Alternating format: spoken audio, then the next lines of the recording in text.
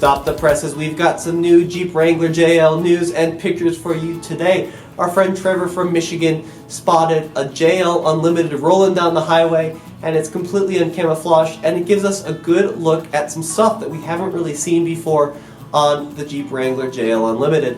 So of course Jeep did show some pictures of the new Wrangler ahead of its debut in LA next week, and the whole TFL team will be out there covering that big news. We've got some exciting interviews planned, some exciting footage, all about the new Jeep Wrangler JL. But take a look at this Euro model. And I say Euro because there's a couple things that indicate that perhaps this isn't a American market Jeep Wrangler JL. Take a look at the rear bumper. Like we've seen in the Wrangler JK for Euro markets, we've got these lights or reflectors built into the bumper on both sides. We haven't seen that in the prototype mules. The license plate is on the left side of the bumper in those, and we don't see those lights or reflectors. Now you also notice that the license plate is middle mounted and below the spare tire, something else we haven't seen in other Jeep Wrangler JL mules in the past. This also really gives us a good look at the new rear end and the new tail lights. First off, new wheel design. I haven't seen this on the photos that Jeep released of the new Wrangler, nor have I seen it really in any prototype. Really a cool, kind of shiny wheel design. And this is a Rubicon. It says Rubicon on the hood.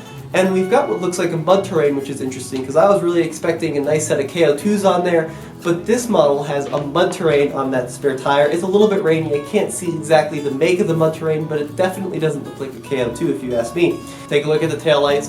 One of the first times we've seen them illuminated, and they've got this cool LED ring that surrounds them, or LED design feature. I think it looks pretty cool. It's not too Renegade like I thought. The taillights would be much more cartoonish, much more like something like the Renegade, but they're pretty subdued on this new Jeep Wrangler JL. Take a look at the side profile of the Jeep. We'll see a new top and the door handles.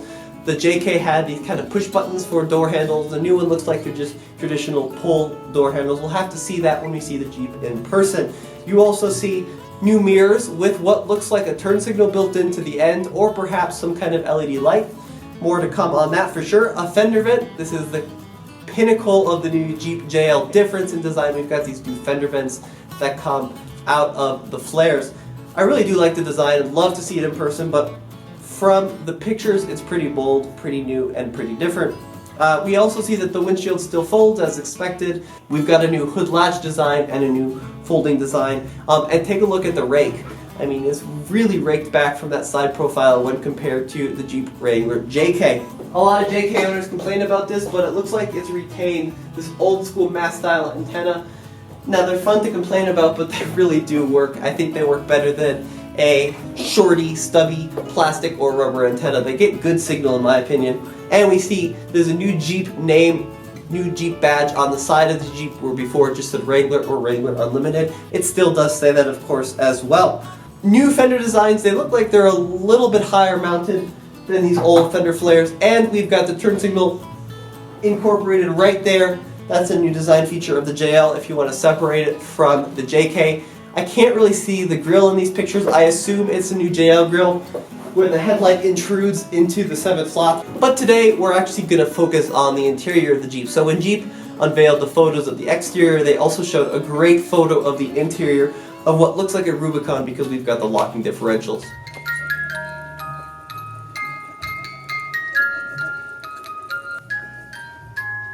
Oh my God, Santa's being dragged along.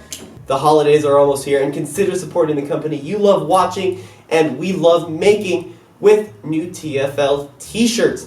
Now these are new for the 2017 holiday season, and we've got some awesome designs. Big Green, Power Wagon Don't Care, and Dodge Zilla t-shirts, along with more gear. Be sure to check out the link below if you want to get yourself some awesome holiday swag. What's the same between the JL and the JK interior from what we can see in the photos? Well, first off, the 3-spoke steering wheel has been carried over, but it's a new design. So still 3 spokes essentially, but new design, new bright accents, new buttons. The whole dashboard is still very upright. We saw this really come through on the first generation JK in 07-08, then they redesigned the dash in 2011, but that upright kind of feeling of the Jeep interior has remained for the JL, or at least it seems like Manual transmission, this is a big one for you Jeep guys out there. I know there was kind of some talk early on, was Jeep going to bring it back? We'll have to see. It looks like they definitely brought it back in this picture. 6-speed manual transmission, new design on the shifter. It almost looks a little shorter than the current JK stock, which is just this really long truck length thing, which I like, but it is definitely something to get used to. And maybe there's even like a reverse lockout. Take a look at that red ring located underneath the shifter. I wonder if you pull that up to get into reverse. We'll have to see on that. And there's a transfer case lever. With this new trend, especially in the truck world, going to knobs for 4 high, 4 automatic, 4 low, what have you, I thought that the new Wrangler JL would maybe go to a knob, but at least on this Rubicon trim, looks like that big old-fashioned transfer case lever is still there, and I love that. The L crap handle is still there, just like the JK, and there's 4 HVAC vents mounted on the dashboard, as well as the new mounted speakers. So those features have retained on the new JL interior. But there's a lot of new stuff brought in as well. First off, the interior looks a lot brighter, a lot more airy, and that's one of my complaints with the JK interior, whether it's a Sport, a Sahara, a Rubicon. They feel a little bit kind of dark and dim, and that's because there's just so much black plastic everywhere. Well, in the new JL, it looks like we've got these new appliques across the dash, which are body colored. I love body colored accents brought into the interior. It really brightens up the interior. It just adds this cool accent, and it looks like that color is carried over across pretty much the whole dash. You'll also notice that the top of the dash now is flat. There's kind of this flat accent line versus the more curvaceous top on the current JK, which is pretty neat. I think that's nice as well. Other things you'll notice right away is it looks like they moved the diff lock controls from the left side of the steering wheel right into the center stack. No longer are they these kind of 2 push buttons for the diff lock and the sway bars. It looks like it's kind of a toggle switch now for the diff locks, and then a sway bar button, and then there's a new diff lock off button. Love to see how that works, experience that in person, because getting the diffs to disengage on the JK Rubicons can be a little bit tricky. We've had some kind of negative experiences with that, where the front won't want to disengage or the rear won't want to disengage. It's just been kind of a temperamental thing with JK diff locks from our experience. The other thing you'll notice is, compared to the JK, the window switches, the electric window switches, are still in the center, but they've been moved down, and then the HVAC controls have been moved up. So in the JK, we have the window switches mounted high up in relation to the dash, and then we've got kind of the heat and air conditioning and vent controls mounted down low with 3 knobs.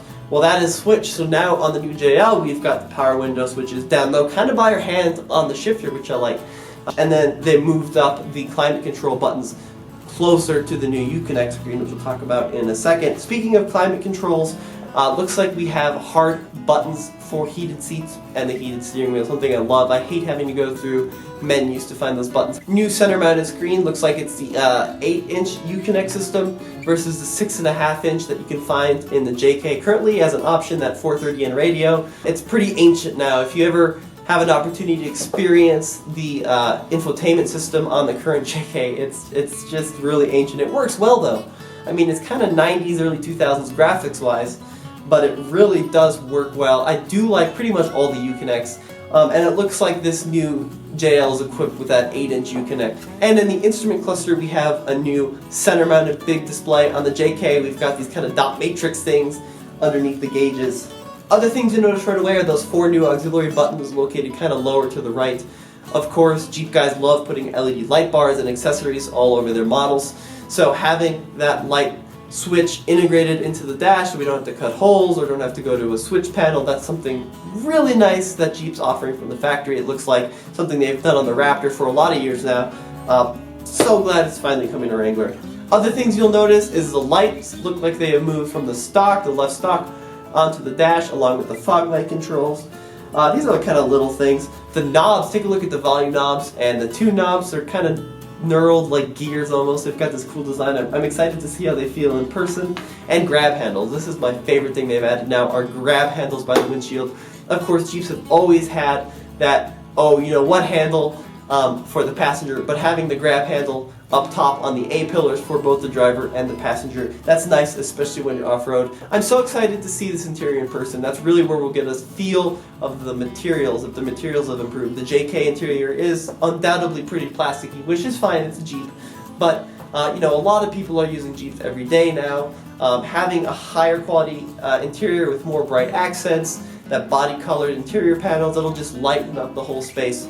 Well, thank you so much for watching. Be sure to stay tuned to TFL for more Jeep Wrangler JL news and the unveil next week at the LA Auto Show.